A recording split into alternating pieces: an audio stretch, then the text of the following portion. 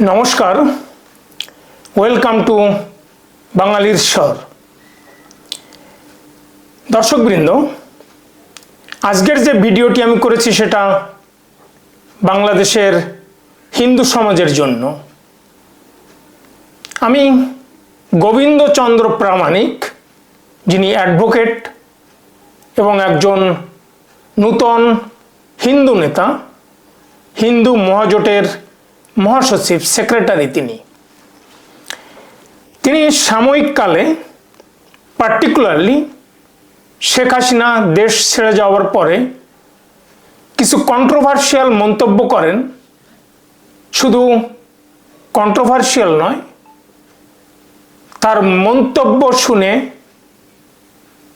हिंदूदेर चिंता भावना करा उचित ताके विश्वास करा उचित किना ताके लिडार हिसाबे मने करा उचित किना ताके ओई पद थेके सरानो उचित किना सेटा बांग्लादेशेर हिंदूदेर चिंता भावना करा उचित।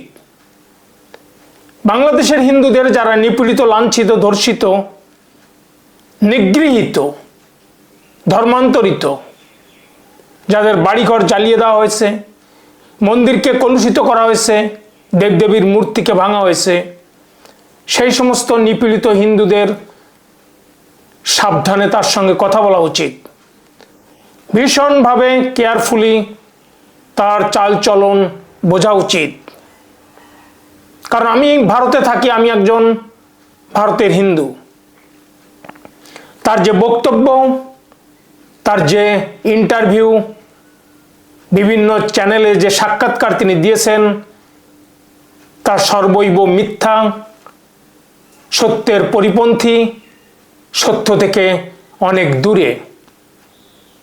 গোবিন্দচন্দ্র প্রামাণিক তিনি পেশায় একজন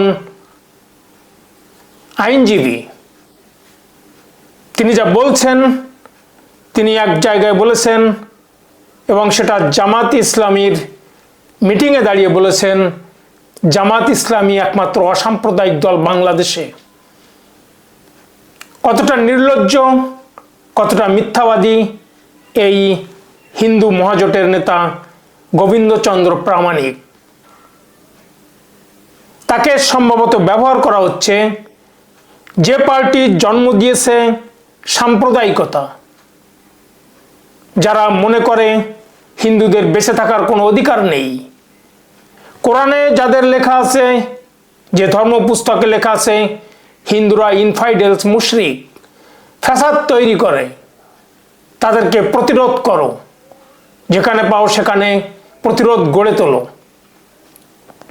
যারা বাংলাদেশের রক কাটে মানুষের গোড়ালির রক কেটে দেয় খুন করতে তাদের বিন্দুমাত্র দেরি হয় না যত সন্ত্রাসী তাদের ছত্রছায়ায় তৈরি হয়েছে তারা ক্ষমতা নিতে চায় মাদ্রাসা মোল্লা মসজিদের প্রভাবে তারা ক্ষমতা চালাতে চায় ঠিক এদেরকেই বলা হচ্ছে তিনি ওই সভায় দাঁড়িয়ে বলছেন এরাই একমাত্র অসাম্প্রদায়িক দল।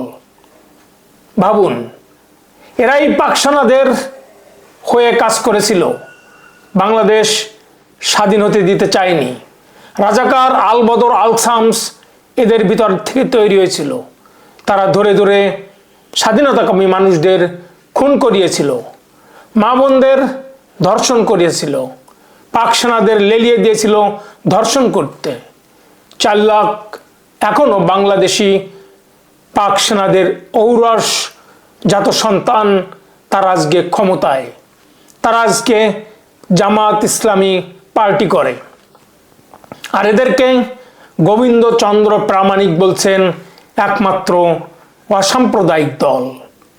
দর্শকবৃন্দ আপনার গায়ের লোম হয়তো খাড়া হবে কিন্তু আপনারা চিন্তা ভাবনা করে একে বিশ্বাস করবেন। তিনি আরো বলেছেন জুডিশিয়াল কিলিং করে জামাত নেতাদের হত্যা করা হয়েছে শেখ হাসিনার সরকার জামাত নেতাদের ফাঁসি দিয়েছিল শুধুমাত্র তারা রেপ করেছিল খুন করেছিল নিরীহ জনগণকে স্বাধীনতাকামী জনগণকে, তার জন্যই তাদেরকে ফাঁসি দেওয়া হয়েছে।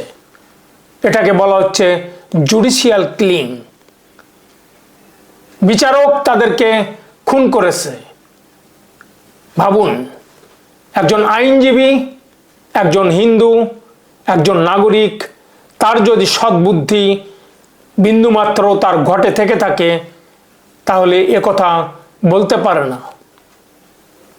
তিনি নিশ্চয়ই নিজের পার্সোনাল ইন্টারেস্টের জন্য তিনি একথা বলছেন জামাতের সভায় দাঁড়িয়ে। নিশ্চয়ই তিনি পলিটিক্যালি গেইন হতে চান, অথবা তিনি চান ফাইন্যান্সিয়ালি গেইন হতে। তার লক্ষ্য মন্ত্রিত্ব। একথা আর বলার অবশ্যই আর কোনো দ্বিধাদ্বন্দ্ব না রেখেই একথা বলা যায়। তিনি আরও বলেছেন যে দেশে হিন্দুর সংখ্যা 33% থেকে 8% হয়েছে, এর পুরোটা আওয়ামী লীগ দায়ী। আওয়ামী লীগ ক্ষমতায় এসেছে 1971-এর পর। 1947-এ দেশভাগ হয়েছিল। হিন্দুর সংখ্যা কমতে শুরু করে সেখান থেকেই। আর 71-এর পর শুধু আওয়ামী লীগ ক্ষমতায় নেই। খালেদা জিয়ার সরকার ছিল, জিয়াউর রহমানের সরকার ছিল, এরশাদ সরকার ছিল।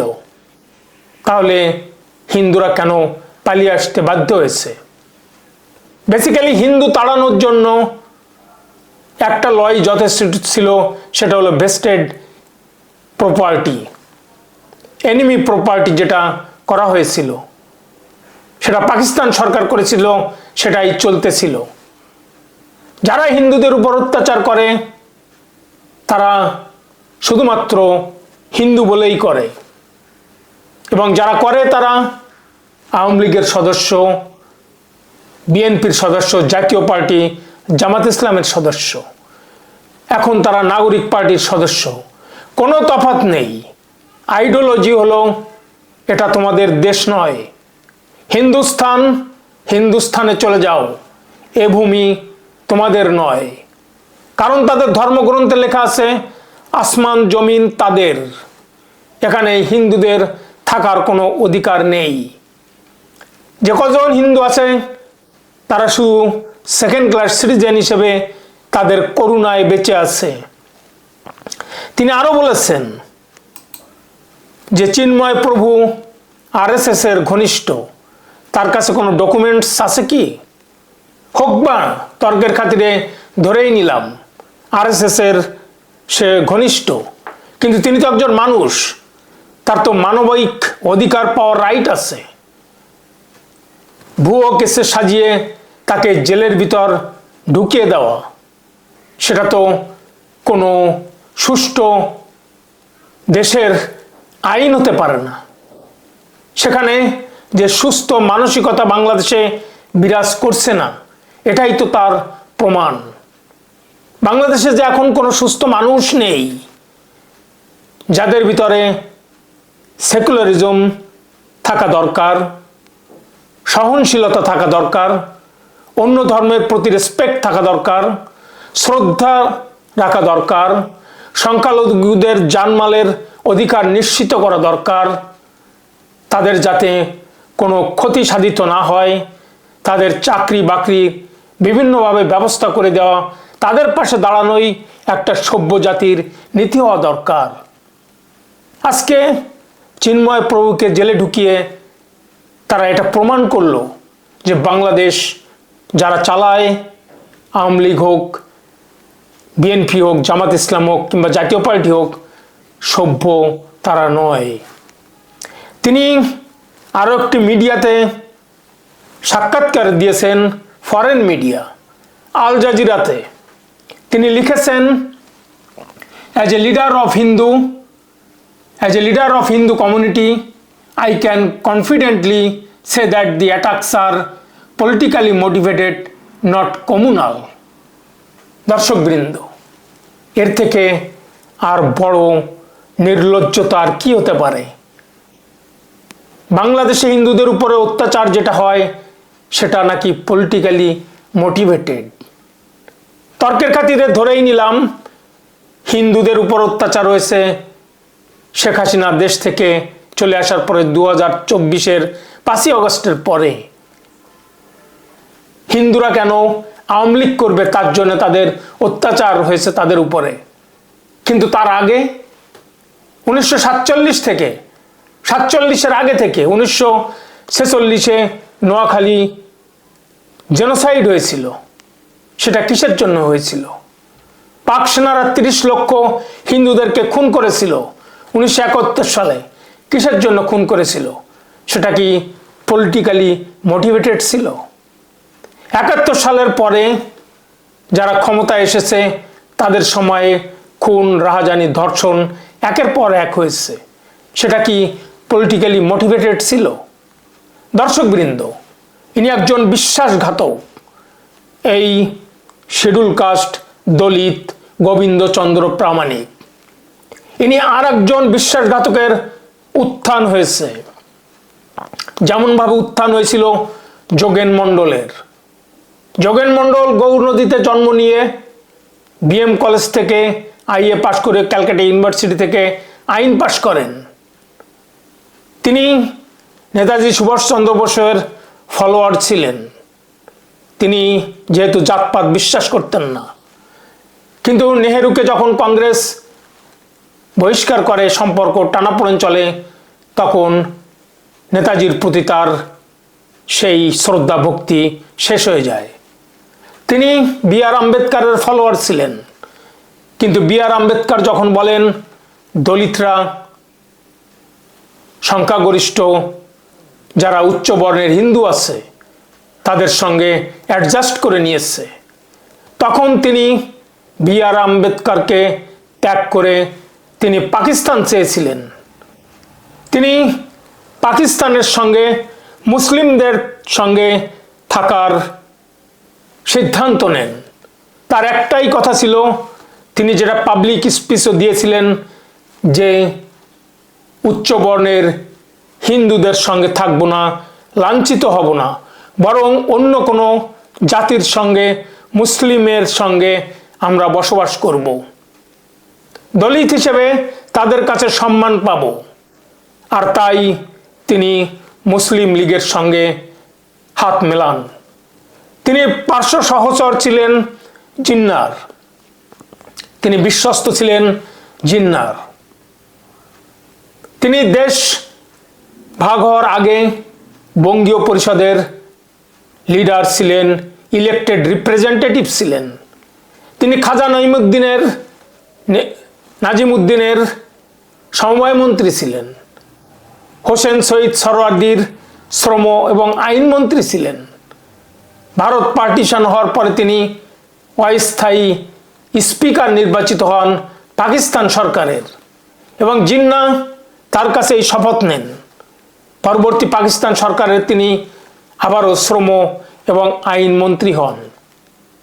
কিন্তু ধীরে ধীরে তাকে খলনায়কে পরিণত হতে হয়। পাকিস্তানিরা তাকে হিন্দু বলেই বিশ্বাস করেনি। হিন্দুদের যে অধিকার, সেই অধিকারটা তারা দিতে চায়নি।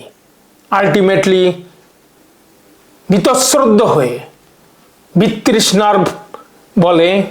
বিতৃষ্ণার জন্য তিনি পাকিস্তান সরকারের কাছে পদত্যাগ পত্র পেশ করেন।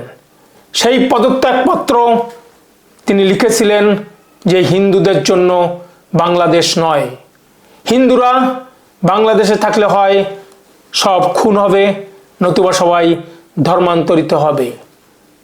হিন্দুরা মুসলমানদের কাছে সেফ নয়, সবাই খুন হয়ে যাবে অথবা ধর্মান্তরিত হবে। মুসলিমরা হিন্দুদের অধিকার প্রতিষ্ঠা করতে পারেনি, যার জন্যই তিনি ভারতে চলে আসেন, বনগাঁতে শেষ নিঃশ্বাস ত্যাগ করেন। তাকে ব্যবহার করেছিল মুসলিম লীগ রাজনৈতিক স্বার্থে। তাদের মাধ্যমেই এই যোগেন মণ্ডলকে দিয়েই হিন্দু ভোট আদায় করে মুসলিম লীগ বারেবারেই বঙ্গীয় পরিষদে মেজরিটি পেয়েছিল। সিলেটের চা বাগানে যত হিন্দু ভোটার আছে তাদেরকে কনভিন্স করতে পেরেছিল। খুলনা, যশোর, নোয়াখালী বরিশালের হিন্দুদের তিনি কনভার্ট করে ভোট আদায় করেছিলেন। তিনি মেসিয়া হয়ে উঠেছিলেন, অবিসংবাদী নেতা হয়েছিলেন, কিন্তু করুণ পরিণতি হয়, তিনি খলনায়কে পরিণত হন। পাকিস্তান ছেড়ে বাংলাদেশ ছেড়ে তাকে ইন্ডিয়াতে এসে আশ্রয় নিতে হয়। বনগাঁতে তিনি শেষ নিঃশ্বাস ত্যাগ করেন। মানুষ তাকে খলনায়ক হিসেবে জানে, বিশ্বাসঘাতক হিসেবে জানে। আজকে গোবিন্দচন্দ্র মণ্ডল, গোবিন্দচন্দ্র প্রামাণিক, তিনিও একজন উঠতি উদীয়মান বিশ্বাসঘাতক। তাকে জামাত ইসলাম ব্যবহার করছে। আজকে কোনো মুসলমান বাংলাদেশের জামাত ইসলামীকে এভাবে ক্লিন চিট দিবে না যে তারা অসাম্প্রদায়িক দল। তাদেরকে জুডিশিয়াল কিলিং করা হয়েছে, তাদের নেতাদেরকে, এবং আওয়ামী লীগ সমস্ত হিন্দু বিতাড়নের জন্য দায়ী। অন্য কোনো মুসলমান এ কথা বলবে না। একজন হিন্দু বলেছে, কারণ তিনি সেই মির্জাফর, জগৎ শেঠ, রায় দুর্লভ, ইয়ার লতিফ, উমিচাঁদের কাতারে পড়েন। আপনারা এর কথায় পা দিবেন না। খুব সাবধানে এদেরকে লিডার হিসাবে মেনে নিন, অথবা প্রয়োজন হলে তাকে ক্ষমতা থেকে বহিষ্কার করুন। তিনি রিসেন্টলি আরও বক্তব্য রেখেছেন। কি বলেছেন আপনারা একটু শুনে নিন। একটা আতঙ্ক তৈরি করছে বিভিন্ন গ্রামে গ্রামে হচ্ছে আওয়ামী লীগের নেতা কর্মীরা, কারণ আওয়ামী লীগের বড় নেতারা তো পালিয়েছে, সব মানে খাটো নেতারা তো এখানে পড়ে আছে। তো নিজেরা আওয়ামী লীগের একটা স্বভাব হচ্ছে আমার নিজের কাজগুলো হিন্দুর ঘাড়ে চাপায় দিয়ে করে নিয়ে তারা শান্তি বোধ করে। 1971 সালে বাংলাদেশ স্বাধীন হয়েছে, কিন্তু 1 কোটি হিন্দু। প্রথমত আমি বলি যে মোটেও মঙ্গলজনক না, আর তাদের মানে করলে মঙ্গল হয় এই বিষয়টাই বোঝে না। তাদের মাথার মধ্যে আছে নির্বাচন, এই নির্বাচনে কিভাবে বৈতরণী পার হওয়া যায় মাঝে মাঝে সেই সব চিন্তা হয়। সেই সব চিন্তার ফলে কতগুলো উদ্ভট চিন্তা আসে মাথার মধ্যে, সেই উদ্ভট চিন্তার একটা বহিঃপ্রকাশ হচ্ছে এটা। তো এই সমস্ত ভারতীয় নেতাদের হচ্ছে দূরদর্শিতার অভাব। তারা যে কি করতে চায় এবং কি করতে না, এটি তো হবে না। তারা বাংলাদেশের হিন্দুদেরকে ভিকটিম তৈরি করে দীর্ঘ 15 বছর ধরে একটা রাজনৈতিক দলকে ক্ষমতায় রেখেছে। ফলাফলটা কি হয়েছে? বাংলাদেশের রন্ধ্রে রন্ধ্রে হচ্ছে সেই মৌলবাদের বিষ বাষ্প তারা তৈরি করে গেছে।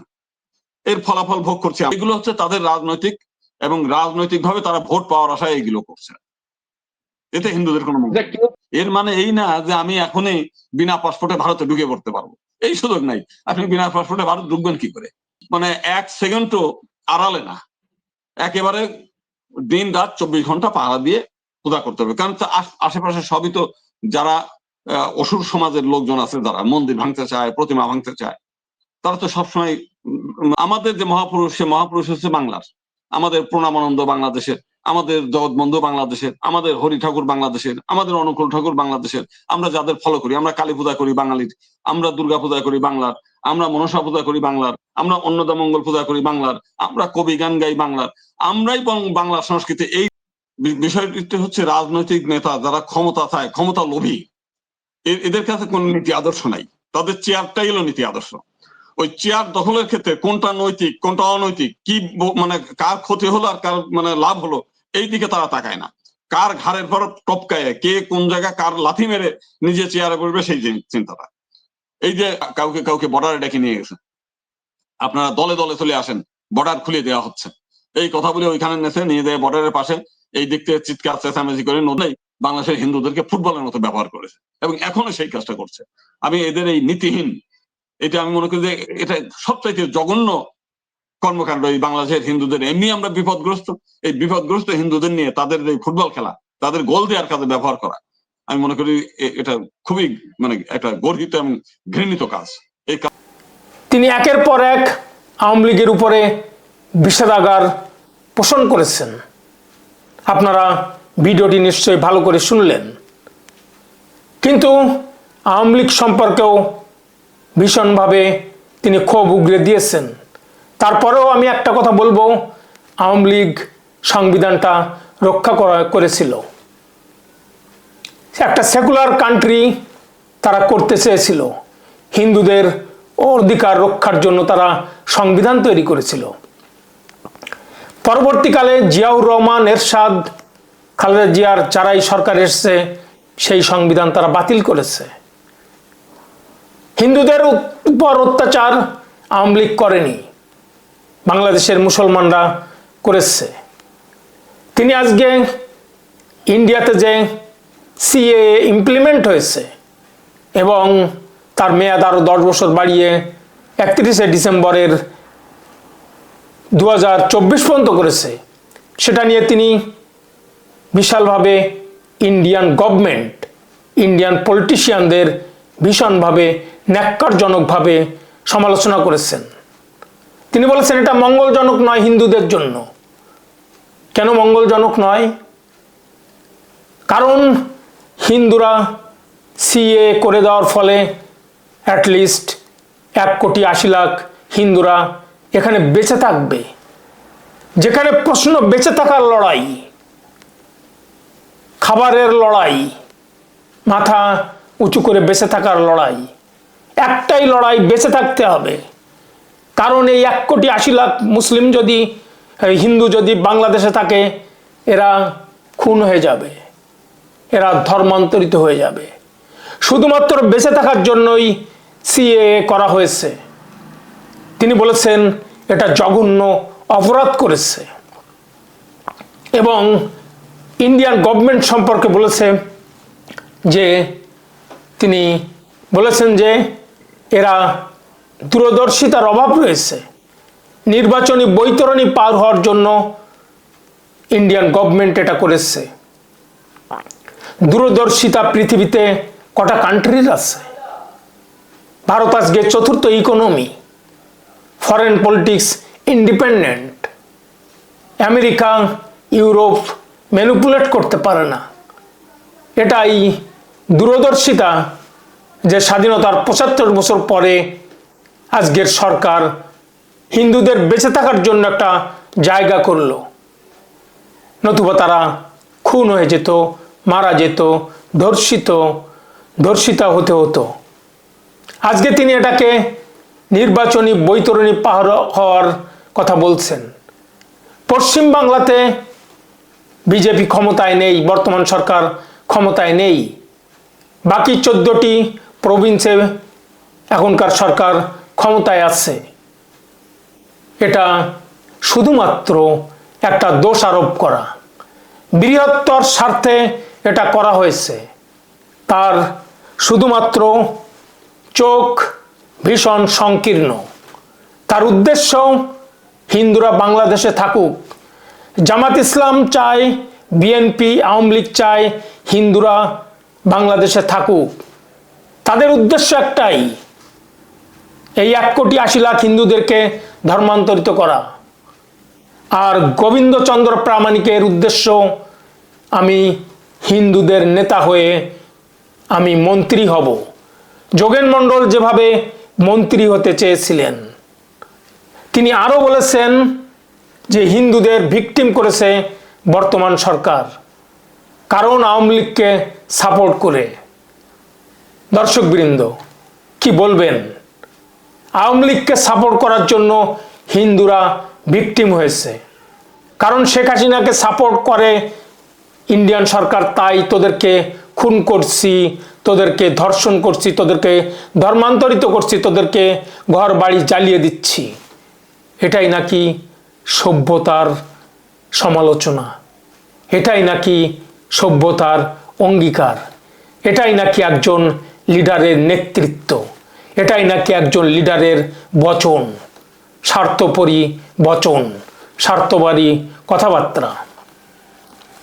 তিনি এরপর আরো বলেছেন, শুধুমাত্র ভোট পাওয়ার জন্য বর্তমান সরকার সিএ করেছে।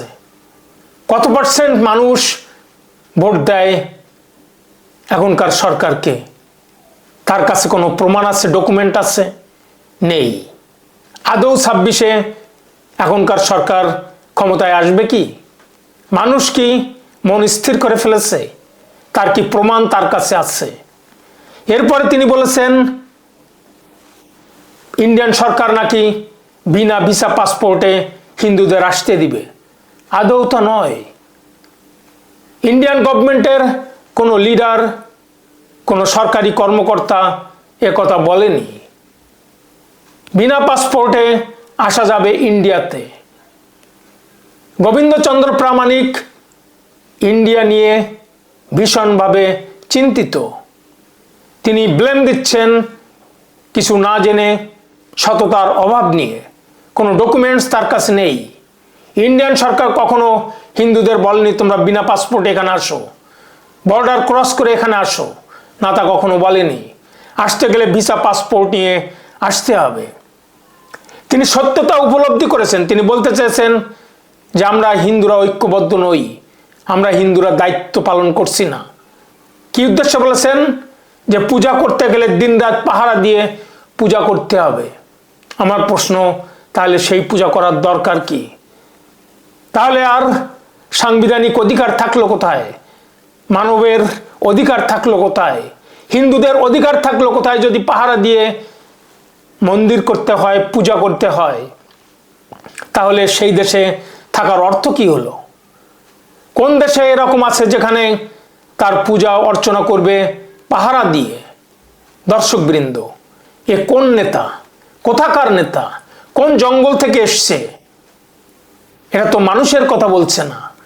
মানুষের ব্যবহার, মানুষের নেতৃত্বের কথার তো এরকম হতে পারে না যে 24 ঘন্টা পাহারা দিয়ে পূজা করতে হবে মুসলিমদের ভয়ে, অসুরদের ভয়ে।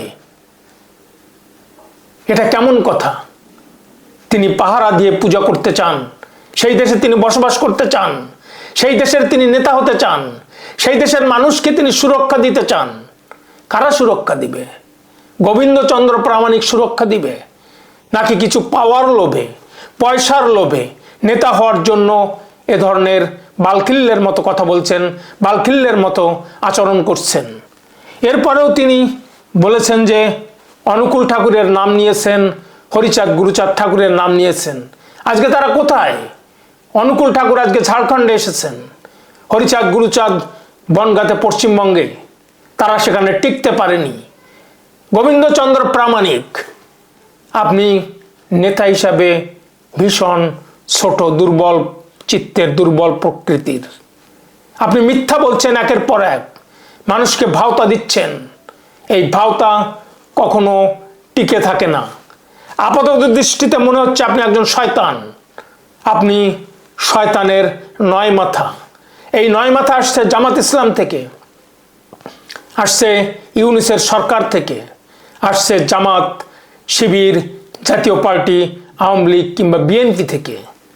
তিনি আরো বলেছেন যে বর্ডার খুলে দেওয়া হবে নাকি। ইন্ডিয়ান সরকার কখনো বলেনি বর্ডার খুলে দেওয়া হবে, বরং বর্ডার আরো টাইট করা হয়েছে যাতে অবৈধ অনুপ্রবেশকারী না আসে, সেটা হিন্দু হোক, সেটা মুসলিম হোক। তিনি এভাবেই নিষেধাজ্ঞার পোষণ করেছেন, মিডিয়ার সামনে বলেছেন। তার লক্ষ্য দুটো, ভারত সরকার এবং আওয়ামী লীগ। কারণ জামাত ইসলাম, জাতীয় পার্টি, বিএনপি, আওয়ামী লীগের বিরুদ্ধে। মেজরিটি মানুষ, মুসলিম মানুষ 90% আওয়ামী লীগের বিরুদ্ধে। আর এই সব পার্টিগুলি ভারতের বিরুদ্ধে। কারণ ভারত সেকুলার কান্ট্রি, হিন্দু অধ্যুষিত। এখনো পর্যন্ত 79% হিন্দু এখানে ইন্ডিয়াতে। আজকে এদেরকে কটাক্ষ করে, এদের মুখে কালিমা লিপ্ত করে, এদেরকে ব্লেম দিয়ে, দোষ দিয়ে, স্বার্থান্বেষী বলে দাগিয়ে দিয়ে জঘন্য কাজ করেছে সিএ করে, এটা বলে তিনি প্রচার পেতে চেয়েছেন, পয়সা ইনকাম করতে চেয়েছেন, মন্ত্রী হতে চেয়েছেন। দর্শকবৃন্দ, আপনারা তাকে চিনুন, জানুন। এ ধরনের একজন শয়তান, বিশ্বাসঘাতক, খলনায়ক নেতৃত্ব দিতে পারে না। যার সততার বিন্দুমাত্র নেই, মিথ্যার আশ লেগে আছে, সে কখনো নেতৃত্ব দিতে পারে না। দর্শকবৃন্দ, সাবধান হন গোবিন্দচন্দ্র প্রামাণিককে নিয়ে। আজকে এ পর্যন্তই। ভিডিওটি ভালো লাগলে বাঙালি স্বর চ্যানেলটি সাবস্ক্রাইব করে পাশে থাকা বেল আইকনটি প্রেস করুন আর সাথে একটা লাইক দিয়ে কমেন্ট বক্সে কমেন্ট লিখুন। দেখতে থাকুন, শুনতে থাকুন বাঙালির স্বর, আপনার স্বর। ধন্যবাদ।